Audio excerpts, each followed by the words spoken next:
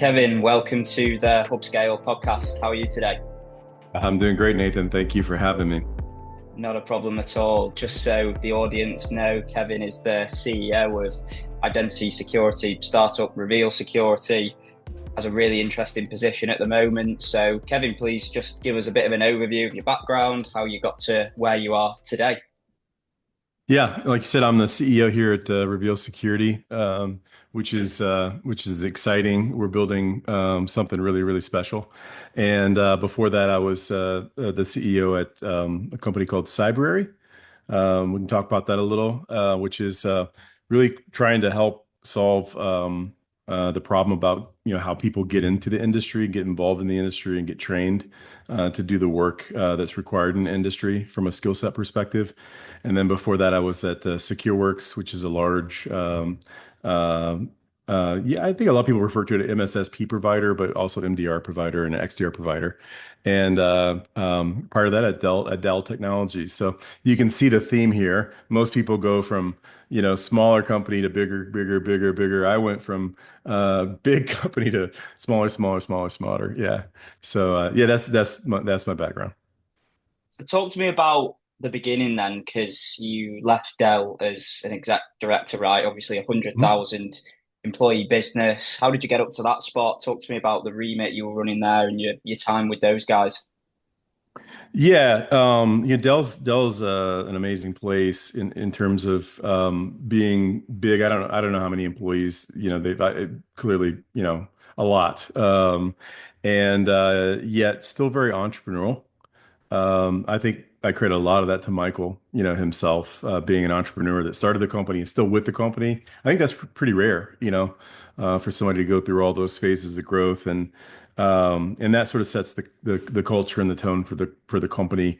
I started, more technical, writing code and a group that was specializing in trying to I think you'd call it now trying to sort of hack some of our processes that were inflexible, somewhat inflexible, to figure out how to make things happen in a faster, more entrepreneurial way within the system of the larger Dell.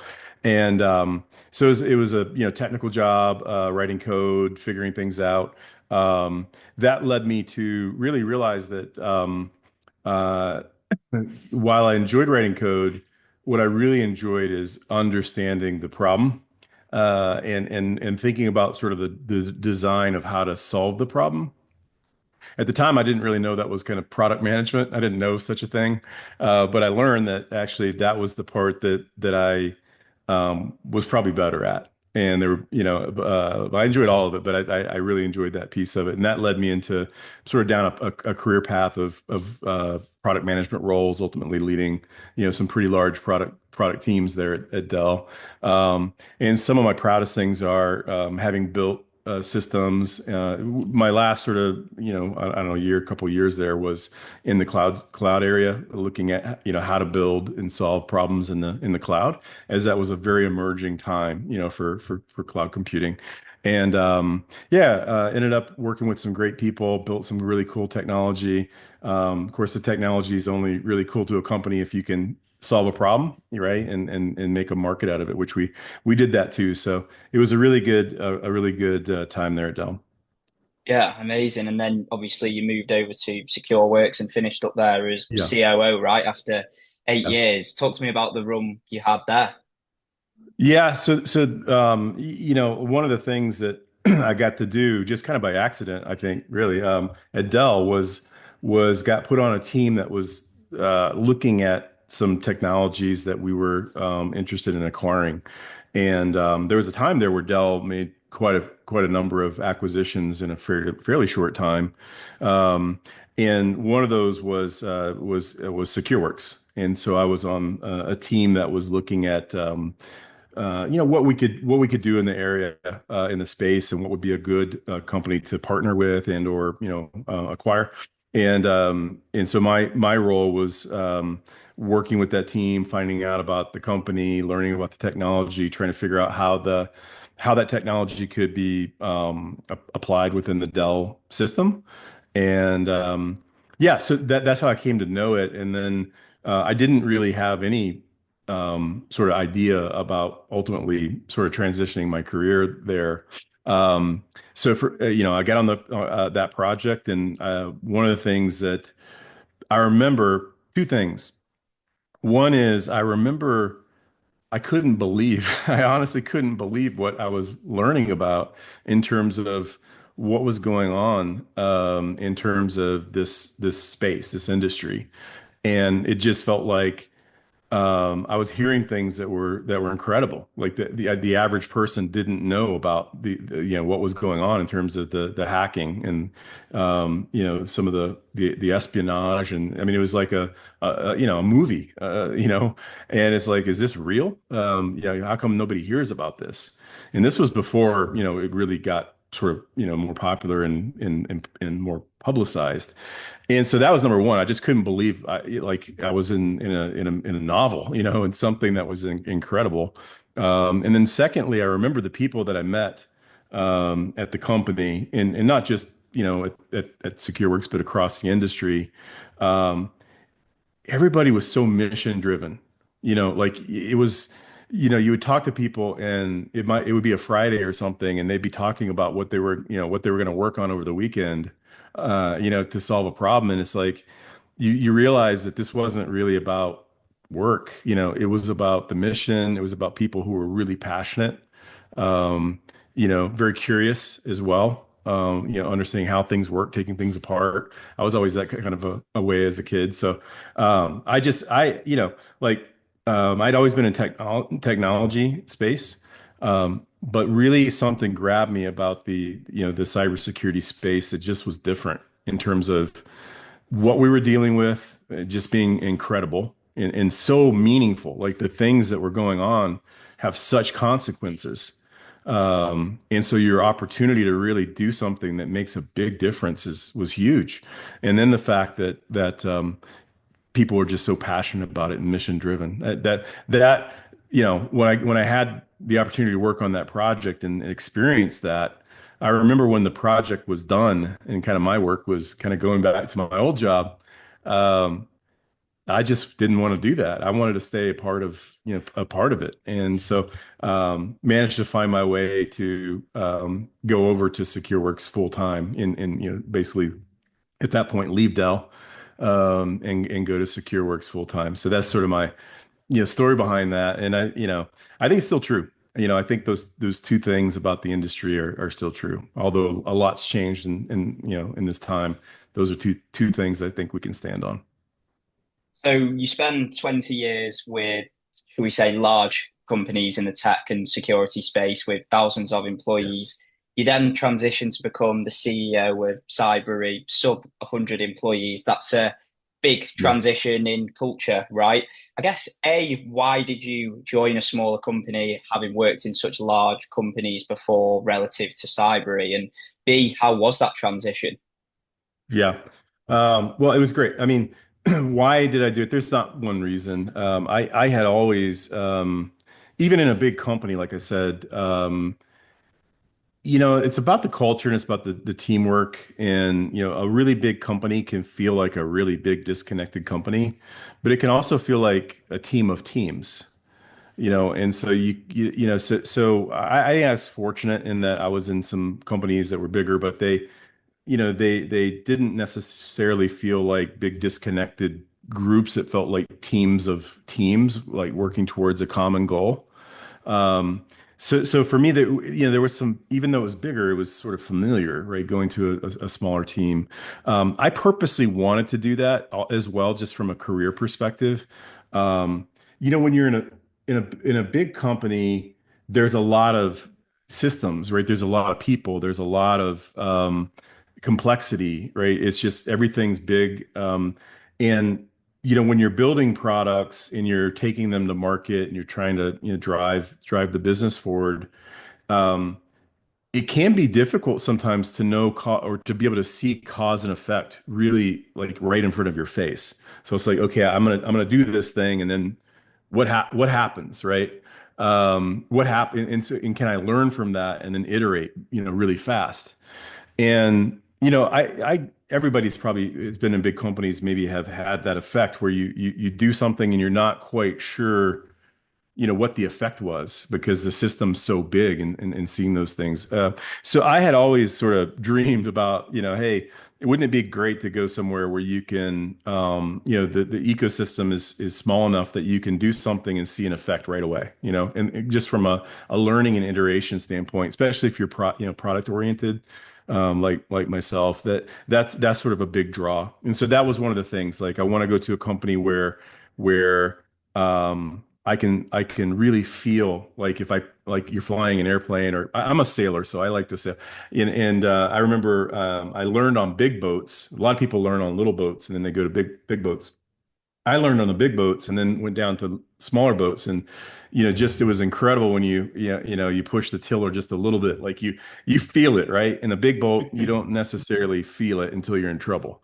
And that can be a ways down the road, so to speak. So that's one road. The other one is just mission, that mission. Um, when I was at SecureWorks, we were growing so fast, adding hundreds of people a year. And plus, the cyber industry, especially at that time, didn't really have enough people to go around, for all the jobs that were out there. And so it was really, really hard as I was responsible for, running the operations of the company and making sure that we took the right care of our customers and our employees and had the right employees. Um, finding people and bringing them into the company was one of my hardest things that I had to do. Probably the number one hardest thing that I had to do. Part of it was just because there weren't enough, right, people with the right skills to really do that job. And I knew that, just being part of the industry, it wasn't just us. Everybody was feeling that pain of, how do you go hire, 50 new SOC analysts or, 10 new incident responders or, 10 new red teamers. They just didn't really exist. And I got really passionate about the mission that I, at Cybrary, which was to help people get into that wanted to get into cybersecurity, give them a path, give them a runway to get into the field in a way that was really, really approachable, right? So your average person could do it. It was really, they didn't have to have a lot of money. They didn't have to, have a lot of formal background or anything. They just had to have a drive and a desire to want to go apply themselves, right?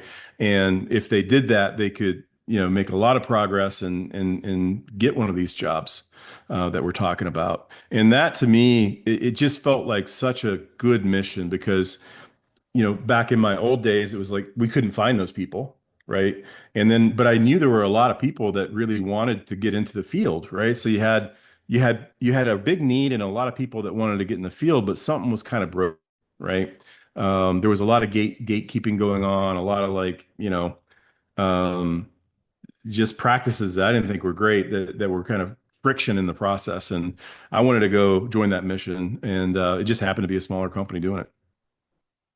So you have 2 years with those guys, and then Yeah. just under a year ago, you joined Reveal Security. What brought you to Reveal just under a year ago?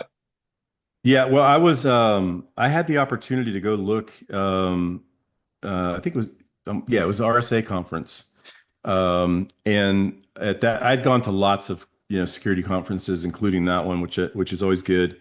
But that was the first time I'd ever gone to the conference without really an agenda to to drive try to drive sales or awareness of a product. I was out there because a private equity company had hired me to go out there and just it was strange. They just wanted to have somebody out there to look at the sort of emerging categories, some of the interesting capabilities that were on the horizon. And of course, that's their business is to make good investments. And I have been working with them on some acquisition work, and they just said, "Hey, look, are you going to be at RSA?" And I said, "No, I'm not going to go this year." And they said, "Well, what if we, sent you out there? Could you do some, looking around for us at just things that you find interesting, and we can talk about it." I didn't know what to say. I was like, "That sounds amazing. That sounds amazing. I've never had the opportunity to just walk around." And look at stuff like that. And so I went out and I remember thinking, they had some particular categories that they were interested in investing in. And so I remember, okay, I'm gonna go look at the categories they're interested in because that, they asked me to. And then I'm just gonna just kind of walk around and see what I think is interesting, even if it's not in their category.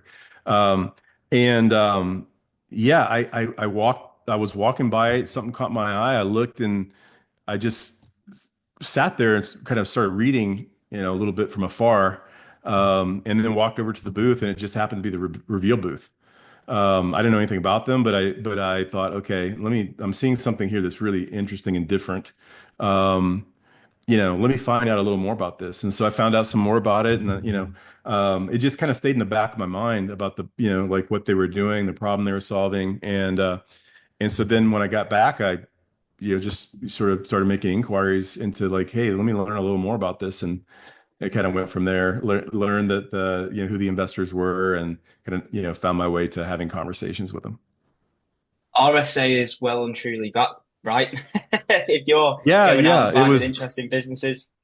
Yeah, there's, like, we just got back, it just ended up, not too long ago, too many weeks ago. And it was a really interesting show this time. Of course, everything was AI, about AI. Um, but it's a great place because so many of the people, industry people are there, and all the companies are there, and you can go on the sort of the outside, the small booths, to where the real, I think, startup and Startup innovators. city, isn't it? That's what they call it. Yeah, yeah. So it's just an awesome place to just go find out about what everybody's doing. So talk to me about the problem that Reveal are actually solving in the market. I know you were very passionate last time we met about everyone's Yeah, ignoring this big, large attack surface. Can you expand on that and talk to me about the actual problem that you guys are solving? yeah. And I'll tell you a little bit of story about why that thing caught my eye. Like there's a little bit of context on that when I was, like when it caught my eye and what caught my eye. So when I was at SecureWorks, we had thousands of customers, across, even thousands of banking customers, and thousands more that were in all kinds of other industries. And being the COO there, I was on the pointy end of the stick, as they say, every day, making sure that we were taking great care of our customers and our teammates, and building the company. And um, look, we had a great team. We had a great technology. But there's always something when you're in that role, you're thinking about what you don't know, right? I woke up every day thinking about, I wonder what are some of the things that could surprise us that we don't know about, right? And that was always on my mind because, again, great responsibility, right? And when you sit there and kind of wire your brain, and plus I built, I had an incident response team that was really, really great, and a red team pen testing team that was really, really great. And they were always amazing me about what they could do, either what we detected, an adversary doing that was, fairly creative and incredible, and or what we were doing as, a red team to try to help organizations prepare for things like that.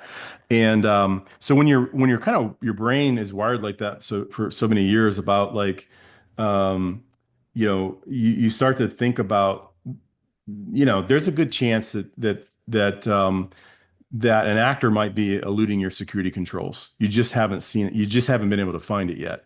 And with that mentality, you try to solve that. You don't just let that problem lie. You do everything you can to, okay, how do I unpack this, right? How do I make it less? How can I make progress on this, right? How can I dive into that? And so at the time, it was just not an easy problem to solve. How do I find the thing I don't know about that might have eluded my controls, right? It's very difficult, very people intensive, person intensive type work with somebody who's an extremely high skill set. And what I saw them doing is doing that in a systematic way with software, right? And at the end of the day, what got me excited is if you really want to go solve that problem, you have to look at how identities are behaving.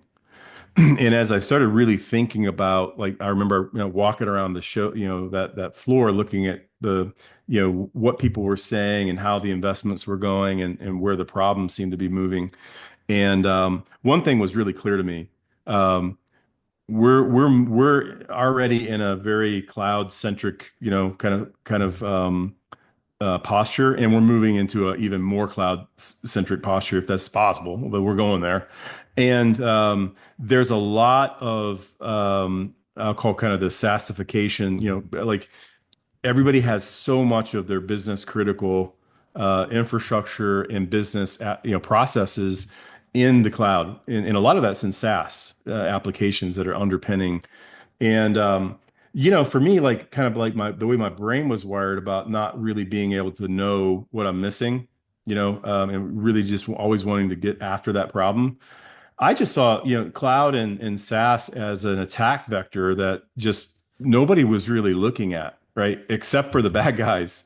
Um, and, like, we put so much effort into, detection and prevention on the network, detection and prevention on the endpoint. Um, and, when I really started thinking about, okay, my red team guys are just saying, why would they bother with that when they can just, log into the application and get what they're looking for there, and they never get, nobody ever detects them. That just, like, it just screamed out that okay, that's a problem that's going to get worse, right? And what I saw is Reveal with a really elegant way um, to go get after that problem. Because another thing I knew from my just past experience, is that a lot of what we do sometimes when we're detecting, trying to detect threats, is we create more work, right? We create work for somebody, and most of these organizations don't have a lot of extra capacity laying around to go deal with more work.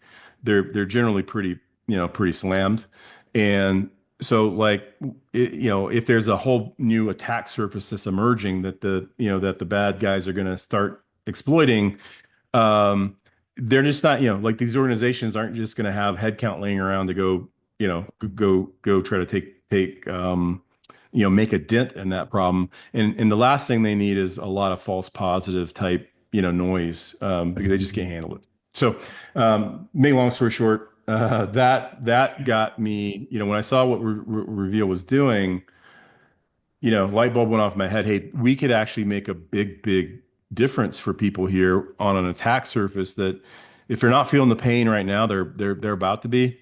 And it's going to be double-edged pain, because they're going to, it's going to be the pain of the adversary or the malicious insider, and then couple that with the pain of not having the headcount or tooling needed to go do the work. So yeah, that got me really excited about the mission.